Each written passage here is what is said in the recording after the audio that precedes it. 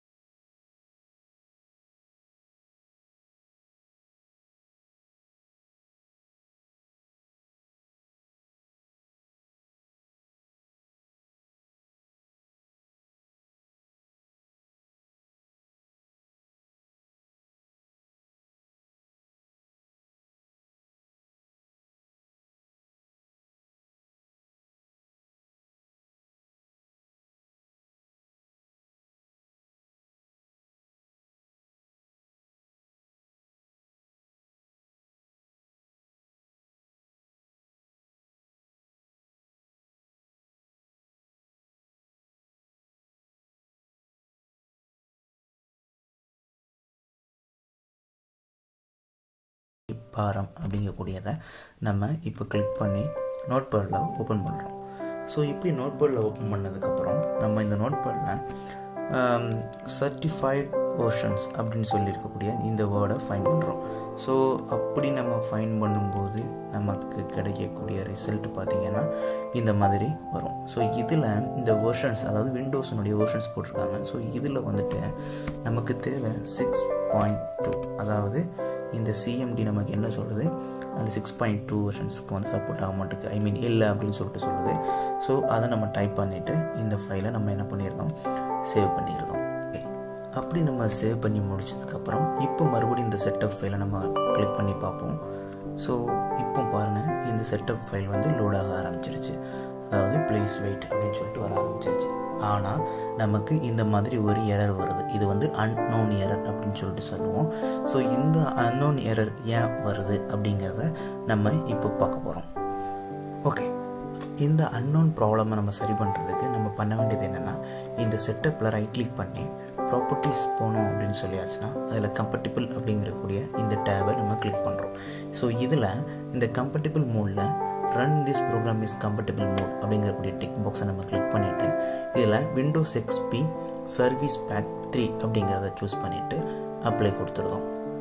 Okay, இப்படி apply கொடுத்ததுக்கப்புறம் இந்த செட்டப்பை நம்ம டபுள் கிளிக் பண்ணோம் அப்படின்னு சொல்லியாச்சுன்னா நமக்கான இன்ஸ்டாலேஷன் ப்ராசஸ் வந்து இப்போ ப்ராப்பராக நடக்கிறதுக்கு சிஸ்டம் ட்ரை பண்ணோம். ஸோ வழக்கம் போல் இன்ஸ்டாலேஷன் போய் இப்போ நெக்ஸ்ட் விண்டோ நமக்காக வந்துடுச்சு. ஸோ இதில் நம்ம நெக்ஸ்ட் கொடுக்குறோம். இந்த நெக்ஸ்ட் கொடுத்ததும் ஆட்டோமேட்டிக்காக இந்த மாதிரி நமக்கு எடுத்துகிட்டு வந்துடும். இதில் டெவ் ஸ்வீட் ஹோம் 1 அப்படிங்கிற இந்த டெஸ்டினேஷன் நேமே இருக்கட்டும், பாத் வந்து சியில் இந்த மாதிரி போட்டுக்கோங்க. தென் நெக்ஸ்ட் கொடுக்குறோம். ஸோ இப்போது நெக்ஸ்ட் இன்ஸ்டாலேஷன் ப்ராசஸை இது ஸ்டார்ட் பண்ணுது. இப்போது நமக்கு கம்ப்ளீட் பேக்கேஜ் தேவை அப்படிங்கிறதுனால நான் கம்ப்ளீட் அப்படிங்கிறத கொடுத்துக்கிறேன். ஸோ இப்போ இந்த இடத்துல எனக்கு ஒரு எரர் வருது.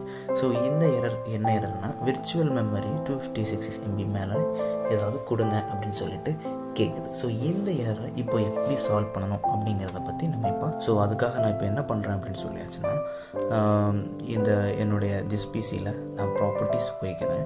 ஸோ அந்த ப்ராப்பர்ட்டிஸில் அட்வான்ஸ் சிஸ்டம் செட்டிங் இருக்குது பார்த்தீங்களா, அதை சூஸ் பண்ணிவிட்டு இதில் அட்வான்ஸ்டுங்கிற டேபில் எனக்கு வந்து இந்த பெர்ஃபார்ம்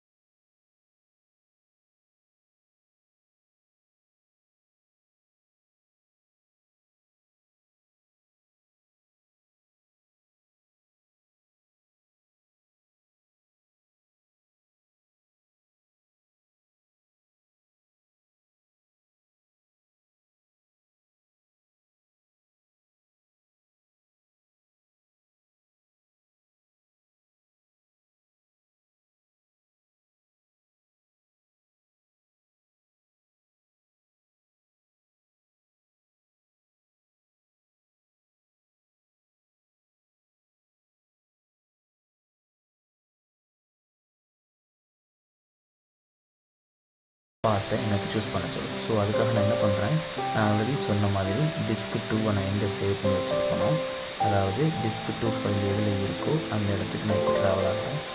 ஸோ ட்ராவல் ஆகி ஸோ இந்த ஜி அப்படிங்கிறதுல தான் நான் வந்து இந்த டிஸ்க் 2 அப்படிங்கிறதையும் வச்சுருக்கிறேன். ஸோ அதில் போய் அந்த டிஸ்க் 2வை கான்ஃபிக் பண்ணிட்டுருக்கேன். தென் ஓகே அப்படின்னு சொல்லிட்டு கொடுத்துருந்தேன். இப்போ மறுபடியும் இந்த இன்ஸ்டாலேஷன் ப்ராசஸ் கண்டினியூவாக ஆரம்பிச்சிருச்சு. நமக்கு தேவையான இந்த Oracle 10G சாஃப்ட்வேர் இன்ஸ்டால் ஆகி